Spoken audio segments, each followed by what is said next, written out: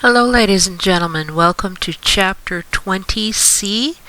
We're going to be talking about the lymphatic system and immunity, and they actually do relate to each other. Today we are going to be talking specifically about the lymphatic system, and this will be part 1. Now, most people have no idea what the lymphatic system actually is or what it does. So, the functions of the lymphatic system. Primarily, it is going to be maintaining a balance of fluid between the tissues and the blood. And we will talk about how it does that. It also helps defend the body from infection, and that's actually rather complicated, so we will get to that in more detail later. Okay, first an overview of the lymphatic system. All the little white dots you see are lymph nodes. These are what you would have the doctor feel in your neck if you're sick, and they're going to feel if your nodes are swollen. But you can see besides in the neck area, you also have clusters in the armpits, the groin, and little bits by your elbows and knees. Excuse me. The lines that you see are the lymph vessels. They are very similar to blood vessels. You also do have a few organs related to the lymphatic system besides the lymph structures themselves. You can see the adenoids, the tonsils, the thymus, spleen, the appendix. We'll be talking about the bone marrow. All these things have individual functions related to the lymphatic system. Okay, and you can tell but from a lot of it is it's a lot of things that people don't know what they actually do. So hopefully by the end of this you'll know. Okay, first off, the lymphatic system is really very much like the circulatory system in that it transports things through the body. This is primarily related to the amount of fluid that you find in the body tissues. You can see from the diagram it starts at the heart, blood goes down, and then this right here at the bottom would represent all of the different body tissues. Now, in those body tissues, you're going to have fluid between the cells, not just in the cells, and that is referred to as the interstitial fluid, the fluid between the cells. Now, anything that is extra is collected from the circulatory system and put into the lymphatic system. Okay, so if there are excess fluids, and remember there is a lot of fluid because gravity pulls the fluid down. So from there it travels into the lymphatic system, not just into the vein system to go back, but anything extra goes into these lymph vessels, which tend to parallel the circulatory system. As it comes in, it goes through your lymph nodes, which remember are scattered throughout your body, and when the fluid enters in, it is no longer known as interstitial fluid, the fluid between cells, because it's no longer in cells or between cells. It is now known as lymph, L-Y-M-P-H. Okay, and it travels through the lymphatic system. As it goes through the lymph nodes, it is filtered. We'll talk about that in more detail. And then it travels up near your heart. It actually goes into what are known as the subclavian veins. And these are the veins that are right below, strangely, your clavicle, your collarbone. Okay, so they are going to re-enter into that area. And that'll increase the blood pressure right up in here to help there be enough fluid for the heart to pump, because remember it's pushing it all the way back up again. Now, if something goes wrong and you don't have that lymph all that excess fluid being pulled off, you have what is known as edema. Now, edema can be for many reasons.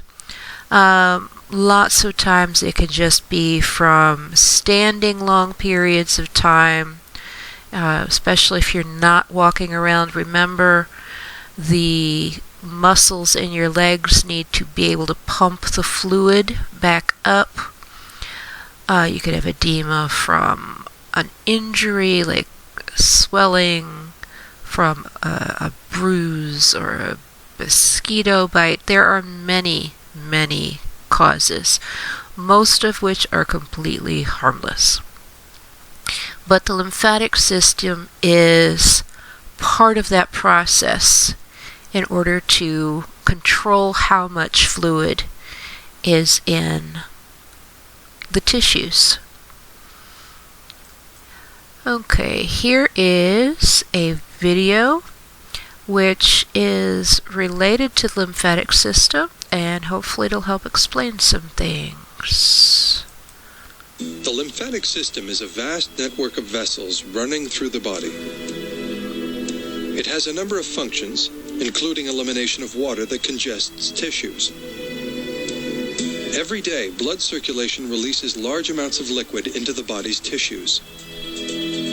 The vessels in the lymphatic system collect this liquid and keep tissues from swelling. The liquid, called lymph, circulates in one direction in the lymphatic vessels. On its way, the lymph passes through small clusters of organs along the vessels, the lymph nodes. These nodes contain many of the body's defense cells, with which they filter the lymph to eliminate infectious agents. Once it is cleansed, the lymph is returned to the blood circulatory system via the subclavian veins. Every day, the lymphatic system drains and cleanses about 3 liters of lymph.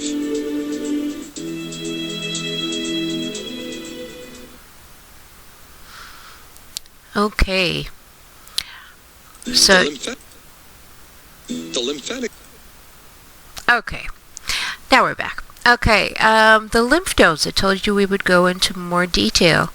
The lymph node, you will notice, you have this basic lump structure. Coming in to the lymph node, you actually have multiple vessels, if you will, and they are referred to as afferent lymphatic vessels. Okay, they are entering in the rounded side of the lymph node. It then goes, the lymph then goes into the lymph node itself, and inside this lymph node are macrophages and lymphocytes. And we'll talk about those in a little bit, but they help in that filtering process. Now, you'll notice that they have a number of afferent vessels coming in, but there's only a couple efferent vessels leaving. Okay? The reason for this is because you have it coming in faster than going out, it slows the process of filtering down, and it gives the lymph nodes more time to be able to filter out the lymph and make sure that it's clean. And when it leaves from the efferent vessels, it has the ability then to go to another lymph node along the line and actually get cleaned again, and go through another and get cleaned again. If there is just a little bit of something that needs to get cleaned out, oftentimes it'll get cleaned out in the first 1 or 2 lymph nodes. Unfortunately, if there is a lot of infection or something like that, it is hard for the lymph nodes to remove it all, even when it goes through multiples. And that's when you will be sick. Okay, now the types of cells that you're going to find in a lymph node are referred to as the macrophages, also known as monocytes. You have heard of these before. They are the types of white blood cells. There are two types of these. You have wandering macrophages, which travel around, and you have fixed macrophages. Fixed in this scenario means kind of stuck. They're not going anywhere. They are part of the tissue itself. Okay?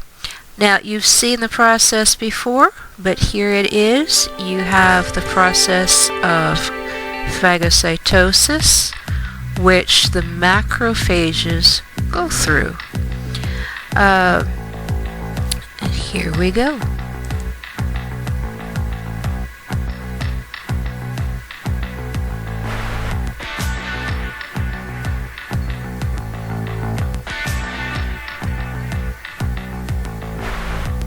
This is time lapse. They don't go this fast.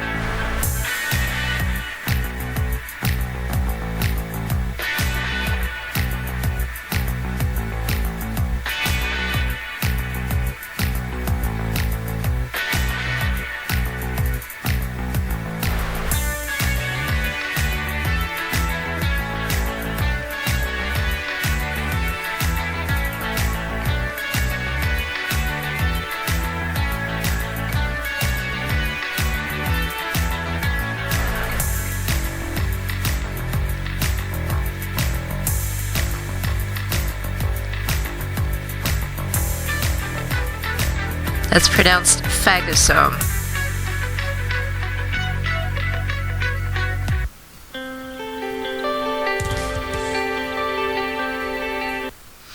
Okay, so you saw the process of phagocytosis again. The structure that's created by the white blood cell or the macrophage eating the bacteria, remember, is known as a phagosome, which just basically is a vacuole that digests from eating.